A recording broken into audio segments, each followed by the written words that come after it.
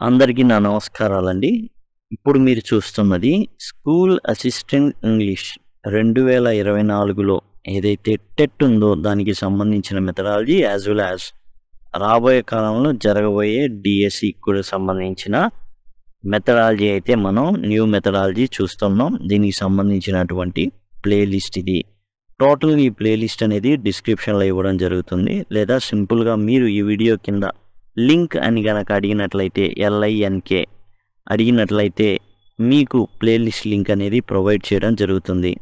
అంతేకాకుండా pcvenglishessay.blogspot.comలో మీకు టోటల్ మెథడాలజీకి సంబంధించిన ప్లేలిస్ట్ ఇవ్వబడ్డమే కాకుండా దీనికి సంబంధించిన PDF, అట్లానే ఈ PDF ఏదైతే ఉందో టోటల్ MCQs అండి, మీరు చదువుతున్నటువంటి మెథడాలజీ యొక్క పూర్తి స్థాయిలో అన్ని చాప్టర్ల యొక్క మల్టిపుల్ చాయిస్ క్వశ్చన్స్ అనేవి మీకు ఇక్కడ అవైలబుల్గా ఉన్నాయి. దయచేసి గమనించండి. అంతేకాదు లిటరేచర్కి సంబంధించినటువంటి ప్రతి టాపిక్ కూడా కవర్ చేయబడి ఉంది.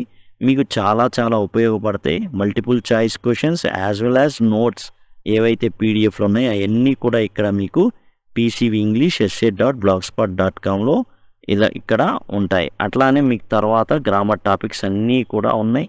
అలానే దాని తర్వాత లిటరేచర్ టాపిక్స్ కానివ్వండి, టోటల్ అన్నీ కూడా కవర్ చేయబడి ఉన్నాయి. ఆ తర్వాత కూడా మీకు లిటరేచర్ టాపిక్స్ అన్నీ కూడా ఉంటాయి. దయచేసి వాటిని గమనించండి. ఈ వ్లాగ్ అనేది మీకు చాలా చక్కగా ఉపయోగపడుతుంది. pcvenglishessay.blogspot.com దయచేసి ఈ విషయాన్ని గమనించండి. Thank you. ఇప్పుడు మనం యూనిట్ 1 చూస్తున్నామండి. Language around us, aspects of language. Language around us అంటే ఏంటంటే మన చుట్టూ ఉన్నటువంటి భాష. ఎలాంటి భాష ఉంటుంది? మనం మాట్లాడేటటువంటి భాష అయితే ఉంటుంది. ఇక్కడ ఈ పాఠ్యాంశాలు ఏంటంటే అన్ని భాషల గురించి చెప్పడం అయితే జరుగుతుంది. భాష యొక్క లక్షణాలు కానివ్వండి అవన్నీ కూడా ఇక్కడ చెప్పడం అయితే జరుగుతుంది. All languages are organic and dynamic. ప్రతి లాంగ్వేజ్ ఏదైనా కానీ ఆర్గానిక్ అండ్ డైనమిక్ కూడా. ఆర్గానిక్ అంటే ఏంది? మన ఆర్గానిక్ ఫుడ్స్ గురించి చూసుంటాం. అండ్ ఆర్గానిక్ ఫుడ్స్ అంటే మామూలు ఫుడ్ మీద కొంచెం రేట్ ఎక్కువగా ఉంటుంది. ఆర్గానిక్ యాపిల్స్ అని, ఆర్గానిక్ వెజిటేబుల్స్ అని ఈ విధంగా అయితే ఉంటుంది. ఆర్గానిక్ అంటే ఏంటంటే సేంద్రియ ఎరువులతోనే పండించడం అవన్నీ ఉంటుంది. అసలు ఆర్గానిక్ అంటే ఏంటంటే లివింగ్ థింగ్ అని అర్థం, అంటే బ్రతికి ఉండడం. భాషలు బ్రతికి ఉంటాయి. అలానే డైనమిక్ అంటే ఎవర్ చేంజింగ్, అంటే ఎప్పుడు కూడా మారుతూనే ఉంటాయి. Dynamic refers to something that is always active and changing or growing. Dynamic అంటే ఎవర్ గ్రోయింగ్ అనమాట, ఎప్పుడు కూడా పెరుగుతూ ఉండాలి. లేకపోతే ఒకానొక దశలో ఏం జరుగుతుంది అంటే ఎదుగుదల ఆగిపోతుంది, ఆ తర్వాత ఆర్గానిక్ కాస్త చనిపోతుంది. Next, when language coexists by borrowing and lending words and grammar rules, they become rich. జనరల్గా మనం ఏమనుకుంటాం అంటే భాషలో వేరే పదాలు కలిస్తే కలుషితమైపోతాయి, ఇలాంటివి ఉంటాయి. కానీ ఇక్కడ విషయం ఏంటంటే ఆంగ్ల భాష బ్రతికుండడానికి కారణం ప్రక్కన ఉన్నటువంటి భాషల నుంచి అది అప్పు తెచ్చుకోవడం, అరువు తెచ్చుకోవడం, అలానే కొన్ని పదాలని ఇవ్వడం బయటికి, అలానే గ్రామర్ రూల్స్ తెచ్చుకోవడం. అట్లా చేయడం వల్ల ఏమైందంటే రిచ్ కల్చర్గా తయారైంది ఇంగ్లీష్ అనేది. The languages that live in isolation tend to become weak and die in due course of time. ఏవైతే ఐసోలేషన్లో బ్రతుకుతాయో అంటే ఒంటరిగా ఉంటాయో, డు నాట్ టచ్ మీ, నన్ను అసలు టచ్ చేయొద్దు అని ఏవైతే భాషలు బ్రతుకుతాయో అవి మరణానికి గురి అవుతాయి. ఒంటరిగా ఉన్నాయన్నీ కూడా భాషలు చనిపోవడం జరుగుతుంది. ఏ భాషలు అయితే ఇచ్చిపుచ్చుకునే ధోరణి కలిగి మ్యూచువల్గా ఎదుగుతాయో, అంటే అన్ని భాషలు కలిసి ఎదుగుతాయో అలాంటి భాషలు అనేవి మనుగడ అనేవి సాధిస్తాయి. Infotainment provides one with entertainment as well as information.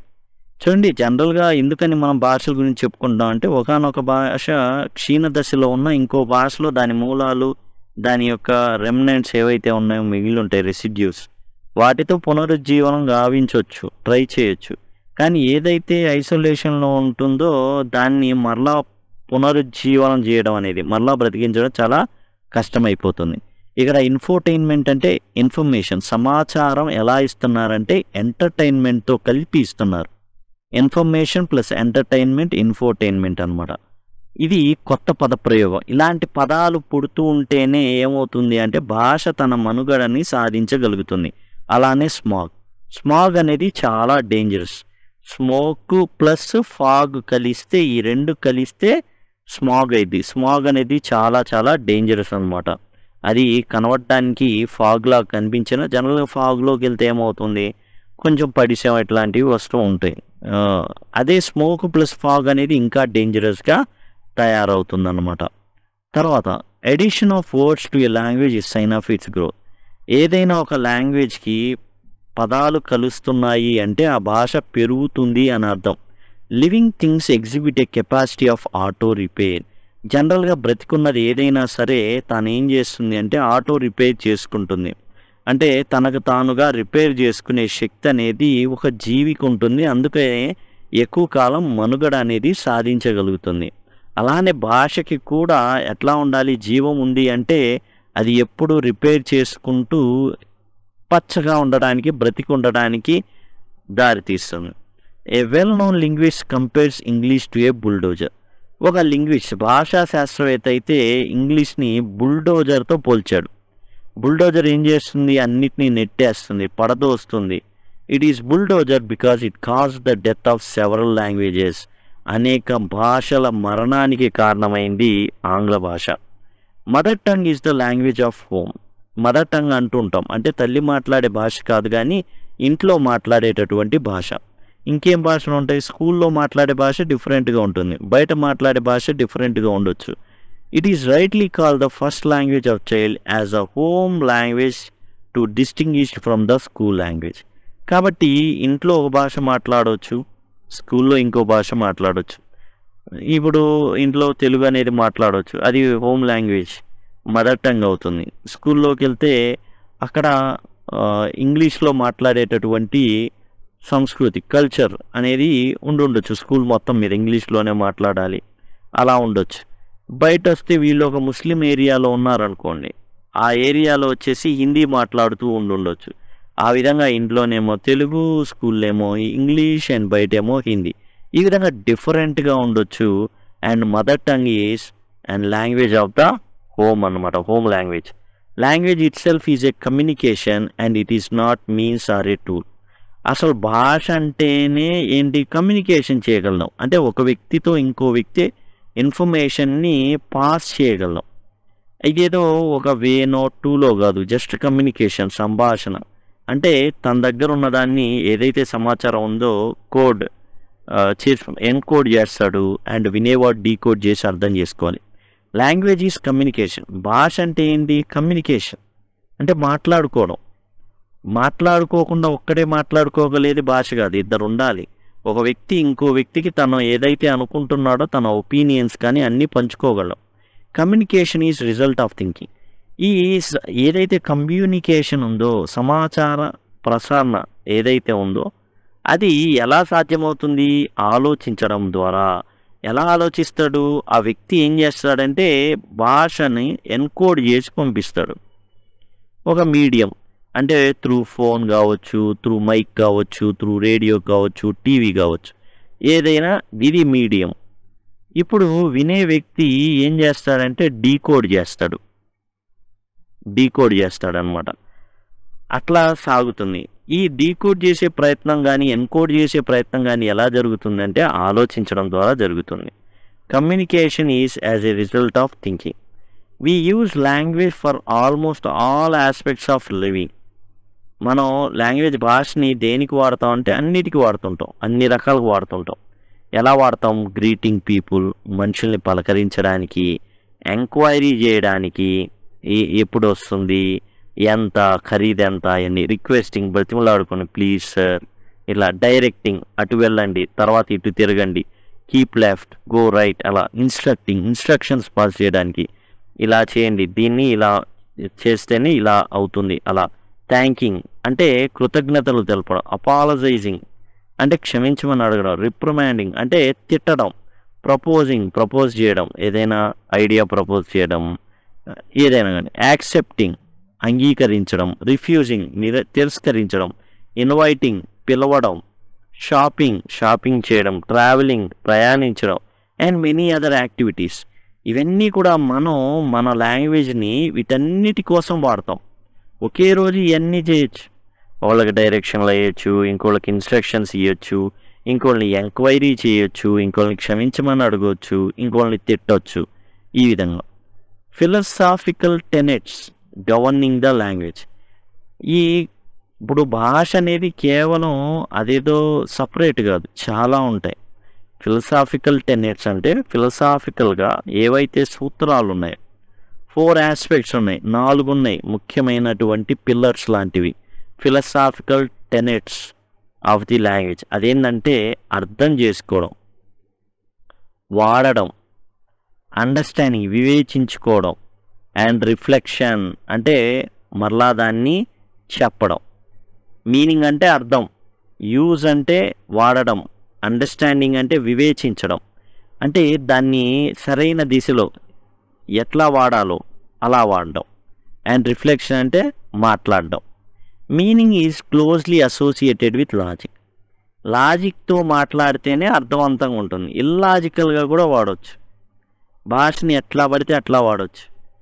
మనకి ఇల్లాజికల్గా మాట్లాడే వాళ్ళు ఉంటే ఫన్ కూడా కొన్నిసార్లు జనరేట్ అవుతుంది, కొన్నిసార్లు ఇరిటేట్ కూడా అవుతాం. ఏది లాజిక్ లేకపోతే. ఇల్లాజికల్గా ఉంటే కొంచెం ఫన్ జనరేట్ అవుతుంది, అదే శృతి మించితే మనం ఇరిటేషన్ కూడా గురవుతుంది. అయితే భాషను వాడేటప్పుడు ఫిలసాఫికల్ టెనెట్ సూత్రాలు ఏంటంటే లాజిక్ అనేది ఉండాలి. మాట్లాడుతున్నా అంటే మన ఇష్టం వచ్చినట్టు మాట్లాడితే కుదరదు. The science of logic has been responsible for the valuation of linguistics for a period of time. కాబట్టి ఇది మీనింగ్ అనేది ఉండాలి, లాజిక్ అనేది ఉండాలి. భాషకి లాజిక్ అనేది ఉండాలి, ఎలా పడితే అట్లా ఉండకూడదు. And use of language. We find the language spoken by the people in royal family was sharp contrast to the language used by common people.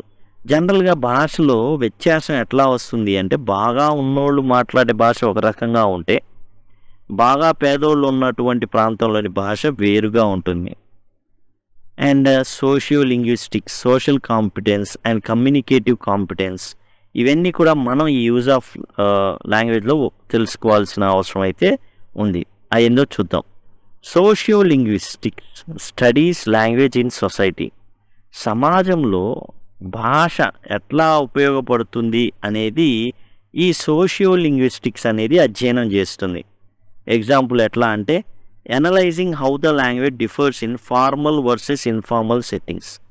ఇప్పుడు ఒకే సెట్టింగ్లో ఫ్రెండ్స్ ఇద్దరు మాట్లాడుకుంటే ఇన్ఫార్మల్ అవుతుంది, అదే ఒక ఇద్దరు ఆఫీసర్స్ మాట్లాడుకుంటే ఫార్మల్ అవుతుంది. మనం ఉత్తరం ఓ ఫ్రెండ్కి రాస్తే ఇన్ఫార్మల్ అవుతుంది, అదే ఉద్యోగం గురించి గనక రాసినట్లయితే ఫార్మల్ అవుతుంది.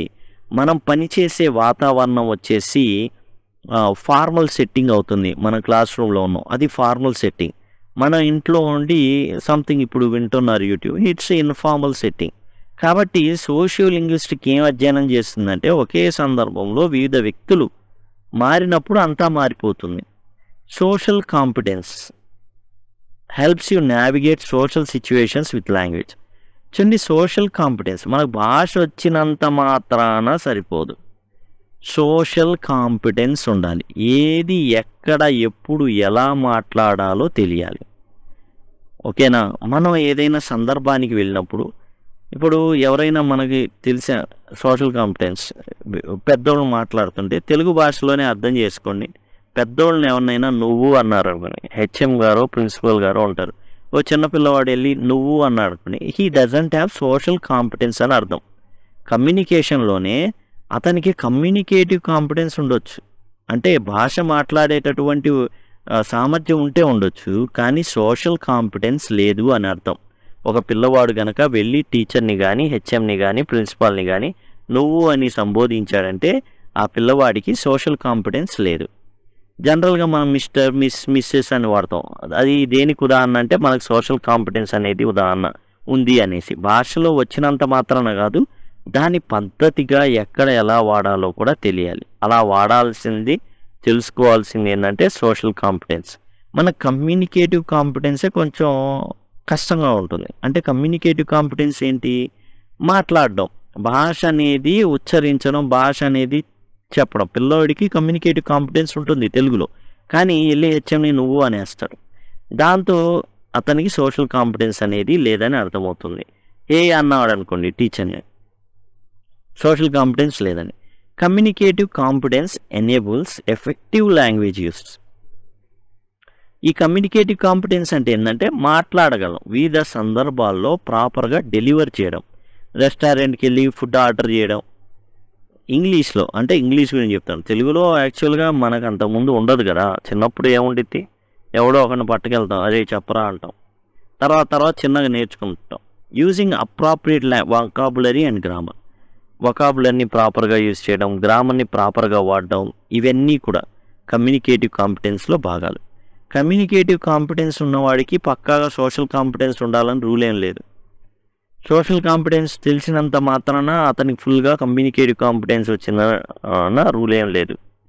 Language use in its varied form also has help the linguist develop specialised courses based on functions language forms. ఈ సోషియో లింగ్విస్టిక్స్ ఎవరైతే సోషియో లింగ్విస్ట్ ఉన్నారో, అంటే ఈ శాస్త్రవేత్తలు ఎవరైతే ఉన్నారో, భాషా శాస్త్రవేత్తలు, అంటే సాంఘికంగా ఒక గుంపు కూడుకున్నప్పుడు ఎలా మాట్లాడాలి, ఎలా నచ్చినట్టు మాట్లాడాలి. ఇప్పుడు ఒక వ్యక్తి మాట్లాడితే రాళ్ళు తీసుకొడతారు, ఇంకో వ్యక్తి మాట్లాడితే పూలు జల్లుతారు. ఎందుకంటే అతను మాట్లాడేటటువంటి తీరు, ఆ కాంటెక్స్ట్ని మలిచేటటువంటి తీరు, అదంతా కూడా సోషల్ కాంపిటెన్స్ని తెలియజేస్తుంది.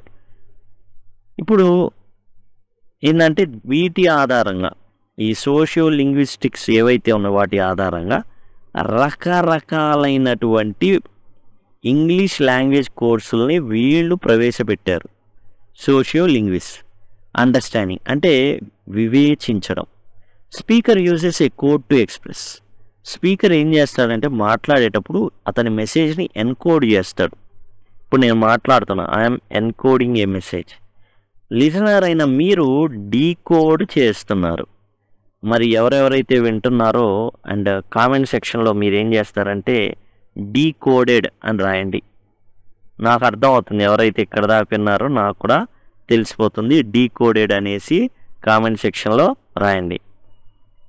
ఇప్పుడు వినేవాళ్ళు డీకోడ్ చేస్తారు, అప్పుడు ప్రాపర్గా డీకోడ్ చేస్తే వాళ్ళకి అర్థమైనట్టు. మీడియా వచ్చేసింది ఇక్కడ ఆన్లైన్, యూట్యూబ్ అన్నమాట. ఇక ఇక్కడ మనం తెలుసుకోవాల్సిన 2 పదాలు ఉన్నాయని ముఖ్యంగా. అదేంటంటే రిపార్చర్, ఇదే రెపరేటా అంటే ఏంటి అర్థం?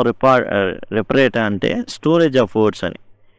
ఒక వ్యక్తి దగ్గర ఉన్నటువంటి పదాల నిధిని రెపరేటా అంటారు. ఏదైతే పదాల నిధి ఉంది ఆ రెపార్టా. స్కీమా అంటే ప్రీవియస్ నాలెడ్జ్. ఏదైనా అన్ని విషయాలు మనం అన్నీ తెలియకపోవచ్చు, కానీ ఏబిసిడి ఏవో కొన్ని తెలుస్తాయి.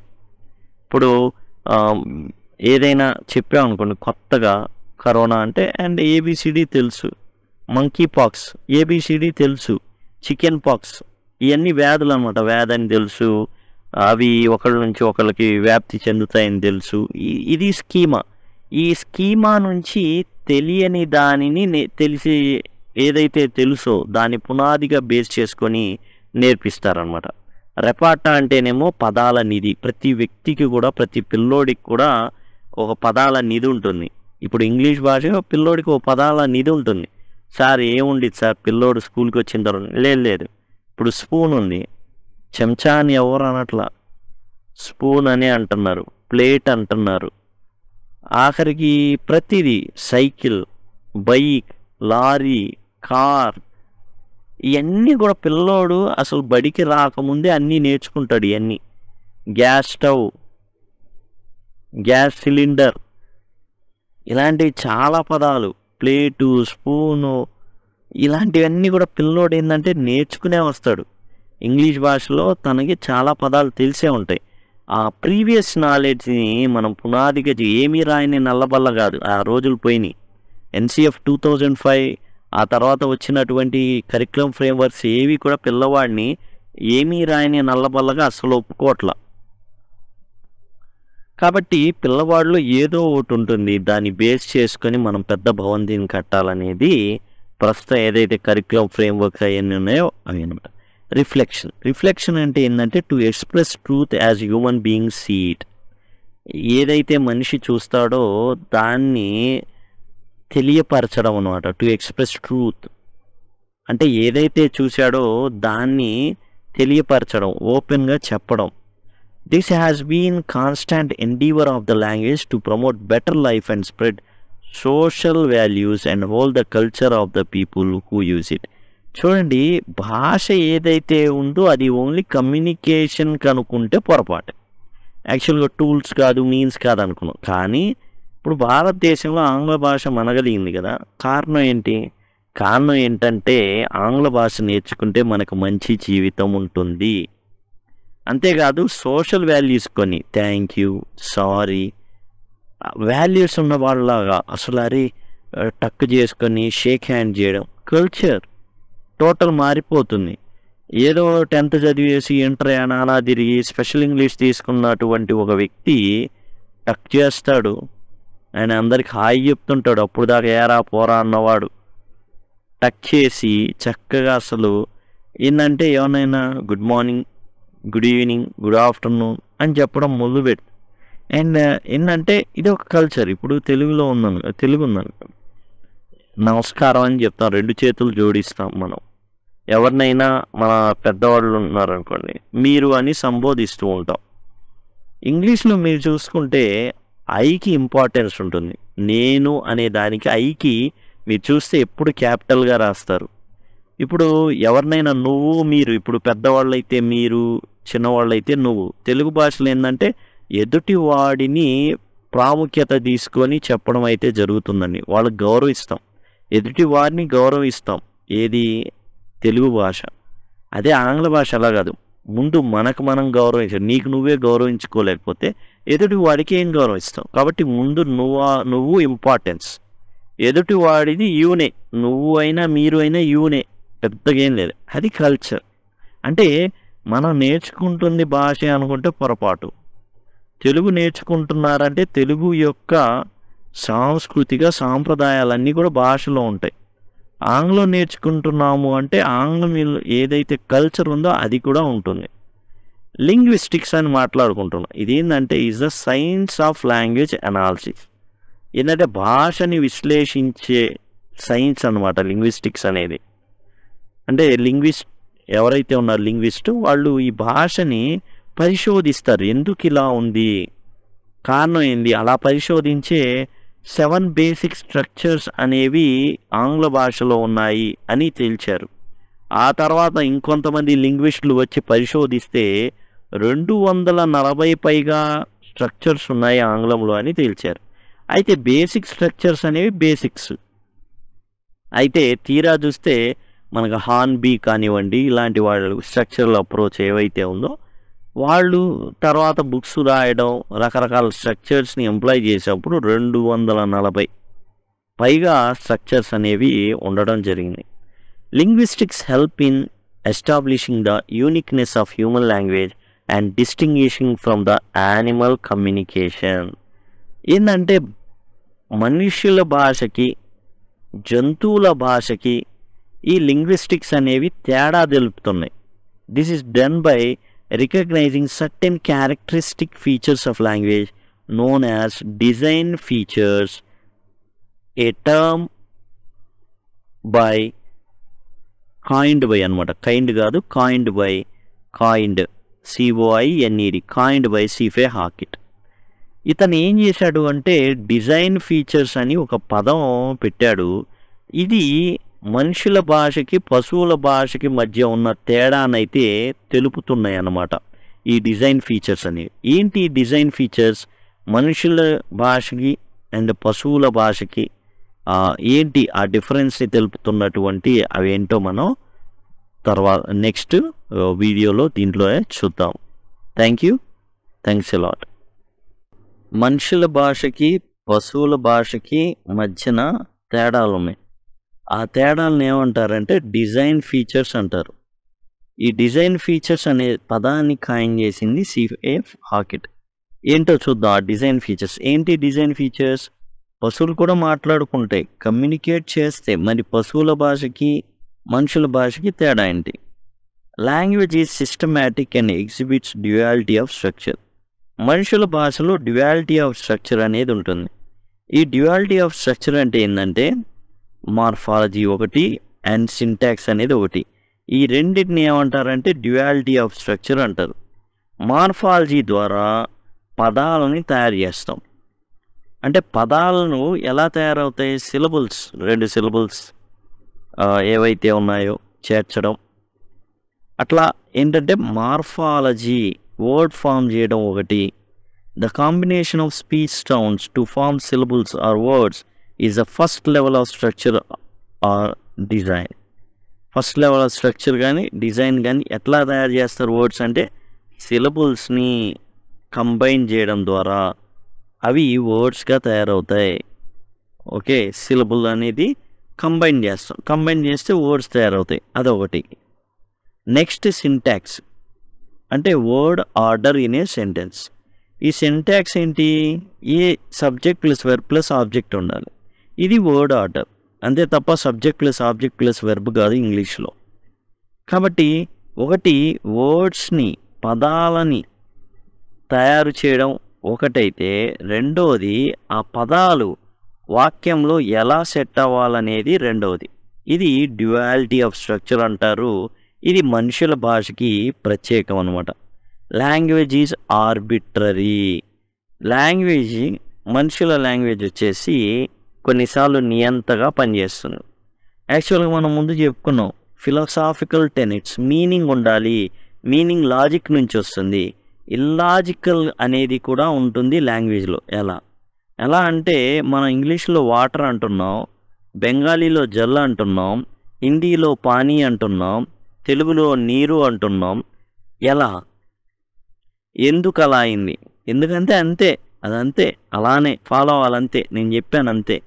లాంగ్వేజ్ అలానే చెప్తున్నా, నా లాంగ్వేజ్లో అంతే, నువ్వు ఫాలో అంతే. లాంగ్వేజ్ యాక్చువల్గా సిస్టమాటిక్ అని చెప్పుకున్నాం, కానీ ఆర్బిట్రరీ కూడా, నియంతలాగా కూడా ఉంటుంది. Arbitrary and does not follow any systematicity కొన్నిట్లో పాటించదు. ముఖ్యంగా నేమ్స్కి, యానిమల్ నేమ్స్, ఆబ్జెక్ట్ నేమ్స్కి ఎందుకు అవి పెట్టారో తెలియదు. ఎవరో ఫస్ట్ ఒక అతను పెట్టారు, ఏదో ఆస్ట్రేలియాలో తిరుగుతున్నాయని, అతను క్యాంగ్రూ అన్నాడు, అంటే నాకు తెలియదు అని అర్థం. దాన్ని ఇంగ్లీష్ వ్యక్తి ఏం చేశాడు, బయట జనానికి కూడా క్యాంగ్రూ అని చెప్పాడు, అది క్యాంగ్రూ అయిపోయింది అంతే. Language is creative and ఎక్స్టెండిబుల్.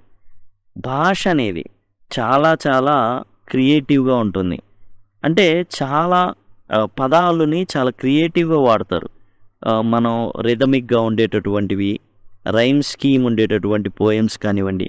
అట్లానే ఎక్స్టెండిబుల్ లాంగ్వేజ్లో మనం వాడేటటువంటి సెంటెన్స్ ఏవైతే ఉంటాయో వాటిని ఎంత పొడుగైనా తోకలు పెట్టుకుంటా లాంగ్గా చేసుకుంటా వెళ్ళిపోవచ్చు. Certain linguist extend the meaning of creativity and imagination to point of being able to tell lies. ఎంతలాగంటే ప్రివారికేషన్ అనేది ఒకటి ఉంటుందండి. అబద్ధాలు చెప్పడం అనేటటువంటిది మనిషి భాష యొక్క లక్షణం అంట. మనిషి భాష యొక్క లక్షణం ప్రివారికేషన్, అంటే అబద్ధాలు చెప్పడం. క్రియేటివ్ అంటే ఏంటి? మంచి మంచి కథలు. పేదరాశి పెద్దమ్మ అనేటటువంటి ఆవిడ ఉంటుంది. ఎక్కడ ఉంటుంది? చందమామ మీద ఓ చెట్టు కింద ఉంటుంది. పేదరాశి పెద్దమ్మ ఉంటుంది. నిజమేనా? కాదు, ఏదో నీతి చెప్పాలనుకున్నాం, దానికోసం మనిషి చందమామ వైపు చూస్తున్నాడు, ఆసక్తి కలిగి ఉన్నాడు, కాబట్టి ఒక కథను అల్లేసాం. యాక్చువల్గా అది అబద్ధమేగా, కానీ అందులో నీతి ఉంది. సరే, మొత్తానికి ఇక్కడ వచ్చేసి ప్రివారికేషన్ అంటే టు టెల్ లైస్, అబద్ధాలు చెప్పడం. మన క్రియేటివ్గా అబద్ధాలు చెప్తాం. ఏదైనా, ఏ కథ అయినా ఒక కథ ఉందనుకోండి, బాహుబలి, అది జరగలేదు, అబద్ధం, మనకు తెలుసు. But language is creative. Language exhibits displacement. మనిషి భాష మన చుట్టుపక్కల లేనటువంటి ఒక విషయాన్ని కూడా మాట్లాడుతుంది. పశువులు అలా మాట్లాడలేవు, పశువులు అబద్ధాలు చెప్పలేవు, పశువులు క్రియేటివ్గా వాటి యొక్క శబ్దాలను ఉచ్చరింపలేవు. లాంగ్వేజ్ ఎగ్జిబిట్స్ డిస్ప్లేస్మెంట్ అంటే భాష అనేది ఎలా ఉంటుంది అంటే మన చుట్టుపక్కల జరగని వాటిని కూడా మనిషి చెప్పగలడు. 500 కిలోమీటర్ల దూరంలో జరిగిన విషయాన్ని గురించి కూడా మాట్లాడతాడు, ఎదురు లేకపోయినప్పటికీ. While speaking it is not necessary that object of discussion is in our presence. మన దగ్గర ఉండాల్సిన అవసరం లేదు, కానీ పశువులు వాటి కళ్ళు ఎదుట ఉన్నవి మాత్రమే మాట్లాడతాయి. ఇంకో జీవి ఉంది, ఏంటంటే తేనెటీగలు కూడా డిస్ప్లేస్మెంట్ని కొంతవరకు పాటిస్తాయి. అంటే తమ ఎదుట లేని వాటిని గురించి మాట్లాడతాయి. ఎట్లా అంటే ఎక్కడో వాటికి తేనె దొరికిందనుకోండి, అవి విగిల్ అనేటటువంటి డ్యాన్స్ చేసి మిగతా తేనెటీగలకి అడ్రస్ చెప్తాయి. అంటే వాటి సమక్షంలో లేని వాటిని గురించి మాట్లాడగలిగే శక్తి తేనెటీగలకి ఉంది, మనిషికి చాలా ఎక్కువగా ఉంది. Language is not inherited and it transmits culture. భాష ఇప్పుడు నేను మాట్లాడుతున్నానో బాగా అనర్గళంగా మాట్లాడుతున్నా, ఎక్సలెంట్గా అది నా పిల్లోడికి వచ్చేది డైరెక్ట్గా రాదు. ఇన్హెరిటెన్స్ వారసత్వంగా రాదు, నేర్చుకోవాల్సిందే. Transmits culture. లాంగ్వేజ్ అనేది ఏం చేస్తుంది అంటే సంస్కృతి సాంప్రదాయాలని పాటించేటట్లు చేస్తుంది. లాంగ్వేజ్ భాష మాట్లాడడం అంటే కేవలం ఒక భాషని మాట్లాడడమే కాదు, దాని సంస్కృతి సాంప్రదాయాలు కూడా, కల్చర్ కూడా కలిసిపోయి ఉంటుంది. ఇంగ్లీష్ మాట్లాడేటటువంటి వ్యక్తి ఆటోమేటిక్గా థ్యాంక్ యూ, సారీ అనేది వాడేస్తాడు. అదే తెలుగులో మాట్లాడే వ్యక్తి ఎక్కువగా క్షమించండి అనే పదాన్ని వాడడు, లేదా ధన్యవాదాలు అనే పదాన్ని వాడడు. కానీ ఇంగ్లీష్ ఏదైతే మాట్లాడుతున్న వ్యక్తి మాత్రం థ్యాంక్ యూ వాడతాడు, సారీ వాడతాడు. ఇక తెలుగులో ఎక్కువగా వాడే పదం ఏంటంటే నమస్తే. అండ్ ఇంగ్లీష్లో వచ్చేసి జనరల్గా గుడ్ మార్నింగ్ అలాంటివి. ఎప్పుడు ఎవరు కనబడినా నమస్తే నమస్తే నమస్తే. ఇంగ్లీష్లో మాత్రం good morning, good afternoon, good evening, good night అట్లా. ఇవి మనుషుల భాషకి పశువుల భాషకి గల తేడాలు. ఏంటంటే పశువుల భాష సాంప్రదాయాన్ని కంటిన్యూ చేయదు. పశువులు వాటి చుట్టూరా ఉన్నటువంటి పరిసరాల్లో ఉన్న వస్తువుల గురించే మాట్లాడతాయే తప్ప తమకు దూరంగా ఉన్న వాటి గురించి మాట్లాడలేవు. మనిషి మాట్లాడగలరు. Language is creative and extendible. మనిషి అబద్ధాలు చెప్పగలడు. తన ఊహాజనిత శక్తిని ఏం చేస్తాడంటే దాన్ని కథలుగా మార్చి చెప్పగలడు. పశువులు అలా చేయలేవు. మనిషి యొక్క భాష కొన్నిసార్లు అంతే, ఫాలో అవ్వాలంతే అనేటటువంటిది. అలానే మనిషి భాష సిస్టమేటిక్గా ఉంటుంది, డ్యువాలిటీ ఆఫ్ స్ట్రక్చర్ ఉంటుంది. అదేంటంటే పదాలు ఫామ్ చేయడం ఒకటైతే, రెండవది వర్డ్ ఆర్డర్ని సెట్ చేయడం. ఇవి duality of structure. Rudyard Kipling తనకున్న జ్ఞానం ఏ విధంగా పొందాడు అని చెబుతూ తన దగ్గర 6 నిజాయితీ పరులైన సేవకులు ఉన్నారని, వాళ్ళు ఎవరంటే వాట్ ఏమిటి, వై ఎందుకు, వెన్ ఎప్పుడు, హౌ ఎలా, వేర్ ఎక్కడ, హూ ఎవరు. హూ అనేది పర్సన్ గురించి తెలియజేస్తే, వేర్ అనేది ప్లేస్ గురించి, హౌ అనేది క్వాలిటీ గురించి, వాట్ అనేది థింగ్ వీటి గురించి, వై అనేది రీజన్ గురించి, వెన్ అనేది టైం గురించి మాట్లాడుతుంది. వేర్ అనేది ప్లేస్, వెన్ అనేది టైం. ఈ విధంగా ఈ 6 దగ్గర పెట్టుకుంటాడు. మనం లాంగ్వేజ్ నేర్చుకోవడంలో కూడా రుడ్యార్డ్ కిప్లింగ్ యొక్క 6 సేవకులు మనకు సాయం చేస్తారు. హూ, మనం మాట్లాడేటప్పుడు ఎవరితో మాట్లాడుతున్నాం, ఎవరికి రాస్తున్నాం అనేది చాలా ప్రధానం. దాన్ని బట్టి అది ఫార్మల్గా ఉండాలా, ఇన్ఫార్మల్గా ఉండాలా అనేది తేల్చడం జరుగుతుంది. వాట్ ఏమిటి అంటే ఏ టాపిక్ తీసుకొని ఏం మాట్లాడుతున్నాం, ఎవరితో మాట్లాడుతున్నాం అనేది మొదటి విషయం అయితే, రెండో విషయం ఏం మాట్లాడుతున్నాం అనే దాన్ని బట్టి కూడా ఫార్మల్ అండ్ ఇన్ఫార్మల్ అనేది ఆధారపడి ఉంటుంది. వేర్ అనేది ప్లేస్, ఏ ప్రదేశంలో మాట్లాడుతున్నాం. క్లాస్ రూమ్లో ఉండి మాట్లాడితే అది ఫార్మాలిటీ అనేది పాటించాలి. అలా కాకుండా సినిమా హాల్ అనుకోండి, అవసరమే లేదు.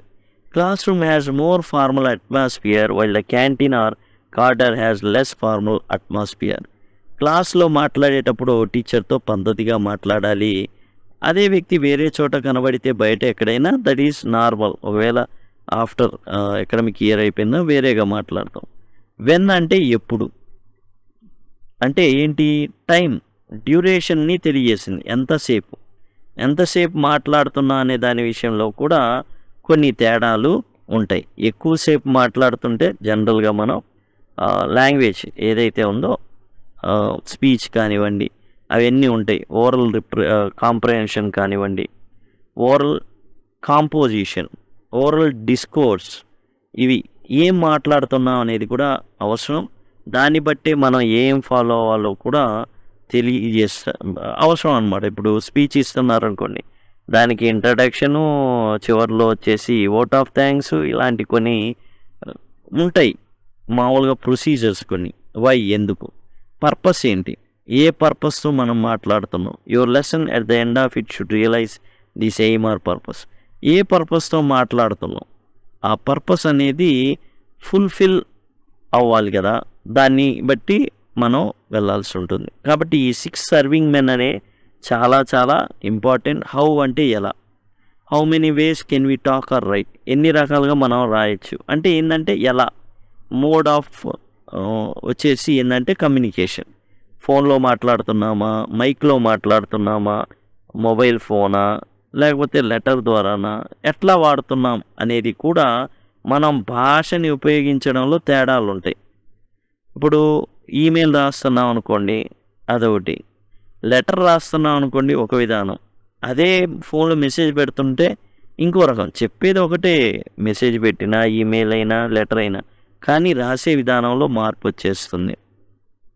Language acquisition versus language learning. ఎక్విజిషన్కి లెర్నింగ్కి ఏంటి తేడా? ఇప్పుడు ఎక్విజిషన్ అంటే ఆర్జించడం, లెర్నింగ్ అంటే కావాలని కూర్చొని నేర్చుకోవడం. యాక్విజిషన్ అంటే ఏంటంటే అసలు వాడికి నేర్చుకున్నట్టే తెలియదు. ఇది ఎట్లా ఉంటుందంటే లాంగ్వేజ్ ఎక్విజిషన్ సింపుల్గా చెప్పుకునే ప్రయత్నం చేద్దాం. Acquisition was thought to be a natural process. Acquisition అనేది, ఆర్జించడం అనేది సహజమైనటువంటి పద్ధతి. That happen effortlessly, unconscious process ద్వారా నేర్చేసుకుంటాం. అంటే వాడికి అసలు నేర్చుకున్న సంగతి కూడా తెలియదు. Where learning was a conscious process involving a lot of effort on the part of learner. Two process are identical.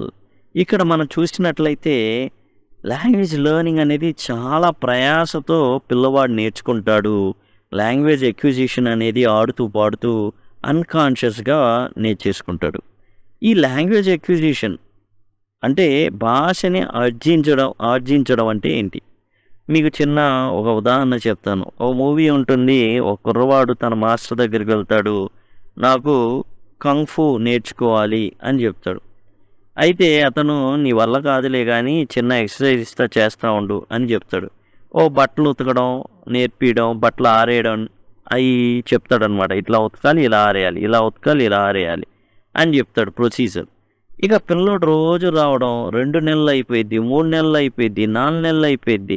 వాడు కేవలం కంఫు నేర్చుకోవడానికి, అంటే మా ఇంట్లోనే నేను బట్టలు ఉతకను, కానీ గురువా నువ్వు 5 నెలల నుంచి నాకు చేత బట్టలు ఉతికిస్తున్నావు, ఎంత స్వార్థపరుడి నువ్వు అనగానే, సరే దా నువ్వు కంఫూకి ఇక నువ్వు సిద్ధమయ్యావులే దా అనేసి అతను ఏం చేశాడంటే, నువ్వు ఎలా బట్టలు ఉతుకుతున్నావు, ఎలా ఆరేస్తున్నావు, అదేవిధంగా నీ చేతులు కదిలించు, నేను స్టార్ట్ చేస్తాను. కంఫు చేయడం మొదలు పెట్టంగానే గురువుకి ధీటుగా ఇతను కూడా చాలా స్పీడ్గా తన చేతులను కదిలిస్తాడు.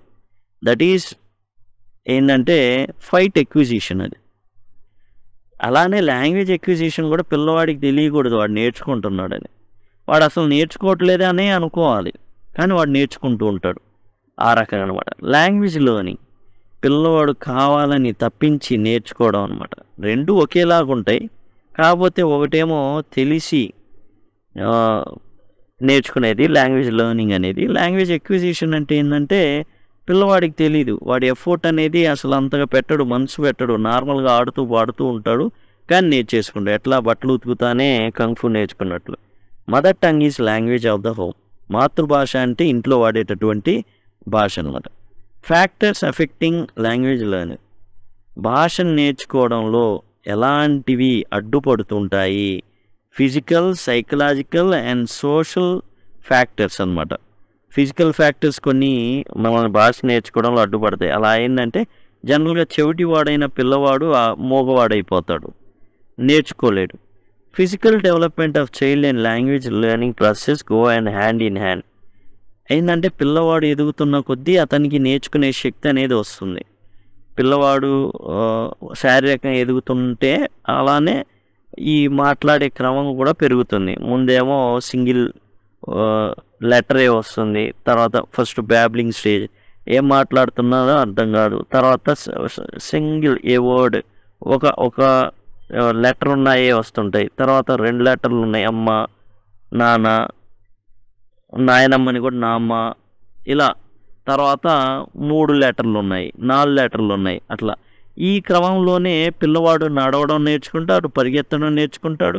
వాడు పద్ధతిగా మాట్లాడే టయానికి అన్నీ వాడికి వాడే అన్నీ చేసుకోగలుగుతాడు. Language learning is result of our social interaction.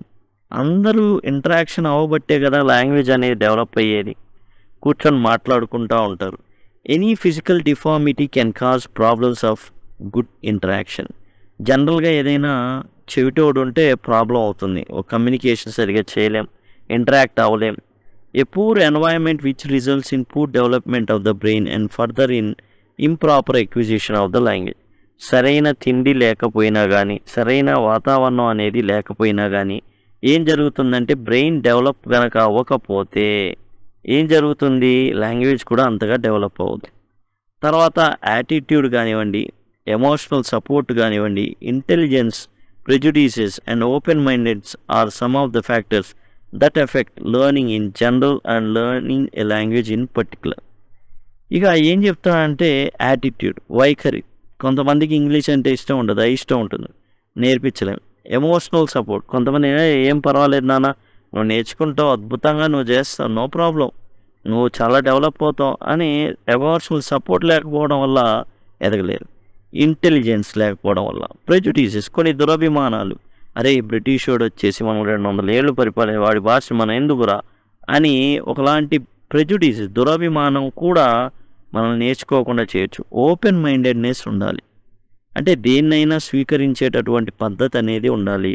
అప్పుడు జనరల్గా ఏదైతే ఇవన్నీ కూడా ఎఫెక్ట్ చేస్తాయి నేర్చుకోవడాన్ని. ముఖ్యంగా ఇంగ్లీష్ లాంగ్వేజ్ నేర్చుకోవడానికి ఇవన్నీ కూడా కొంచెం ఇబ్బంది పడతాయి మనల్ని.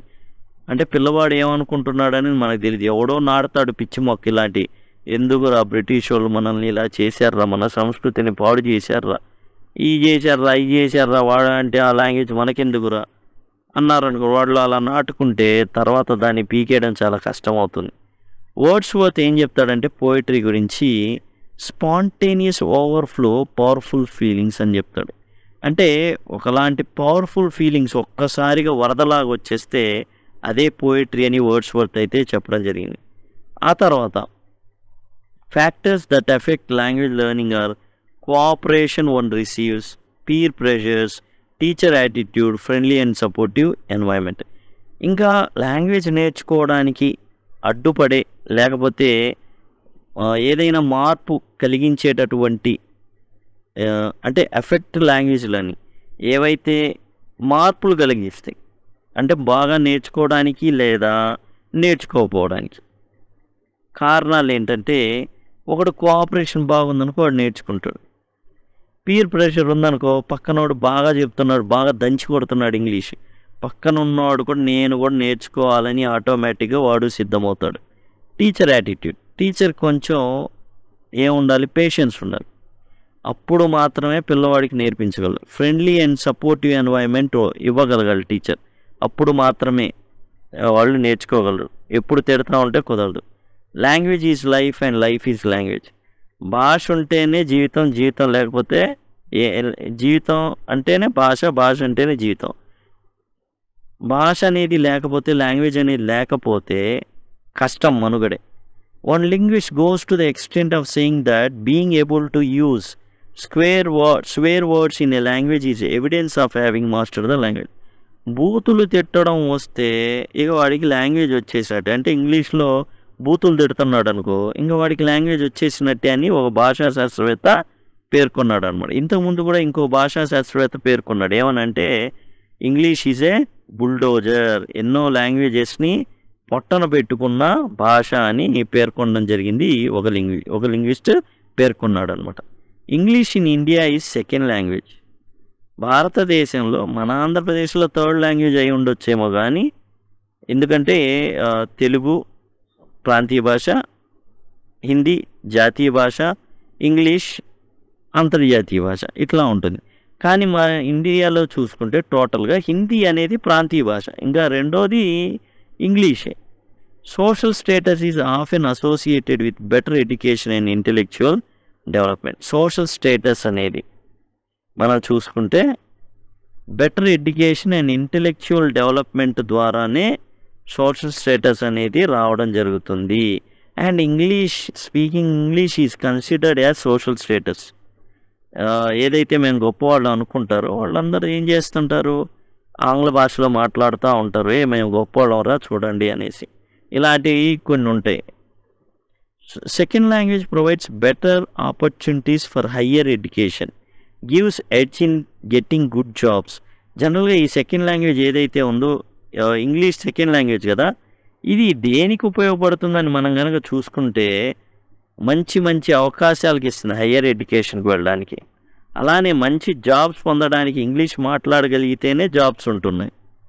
And second language is called a social ladder that provide social status. ఈ సోషల్ స్టేటస్ని ప్రొవైడ్ చేయగల సామర్థ్యం అనేది ఆంగ్ల భాషకు ఉంది. ఎట్లా? ఆంగ్ల భాష వచ్చు, మంచి ప్యాకేజ్ వచ్చిన ఉద్యోగం వచ్చింది, వెంటనే ఆర్థిక స్థితి పెరిగింది అంటే ఆటోమేటిక్గా సాంఘిక స్థితి పెరుగుతుంది. అతని చుట్టుపక్కల ఉండేటటువంటి పరిస్థితులు మారిపోతాయి, వాతావరణం మారిపోతుంది, ఆరోగ్య స్థితి మారిపోతుంది. It is a gateway to higher learning. పెద్ద పెద్ద కోర్సులు చేయడానికి ఇంగ్లీష్ వస్తేనే కుదురుతుంది. మంచి జాబ్ ఆపర్చునిటీస్ కూడా ఇంగ్లీష్ వస్తేనే కుదురుతుంది. సోషల్ స్టేటస్ కూడా అంతే, ఇంగ్లీష్తోనే ముడిపడి ఉందని. అంతే కదా, ఇంగ్లీష్ వచ్చు, మంచి కంపెనీ మంచి ఆఫర్ ఇచ్చింది, 10 లక్షలు, సంవత్సరానికి 30 లక్షలు అనుకోండి, అతని దిశ రెండు మారిపోయినట్టే. కాబట్టి అంతేకాదు, కల్చర్ కూడా అసోసియేటెడ్ విత్ కల్చర్. భాష నేర్చుకుంటున్నాం అంటే కేవలం భాష నేర్చుకుంటున్నట్టే కాదు, దాని యొక్క సంస్కృతిని కూడా నేర్చుకుంటున్నట్టు. అంతేకాదు, ఇంగ్లీష్ అయితే సోషల్ ల్యాడరే, సామాజికంగా సాంఘికంగా ఏదైతే పైకి ఎదగడమేనమాట. ఆ ల్యాడర్ ఎక్కుంటా వెళ్ళిపోతాం ఇంగ్లీష్ కనుక తెలిస్తే. ఇది లాంగ్వేజ్ అరౌండర్స్ గురించి. ఇదండి, దీనికి సంబంధించి ఏవైతే ప్లేలిస్టులు ఉన్నాయో అవన్నీ కూడా మీకు ముందు చూపించడం జరిగింది. వాటి ద్వారా మీరు ఈజీగా యాక్సెస్ చేయొచ్చు. Thanks a lot.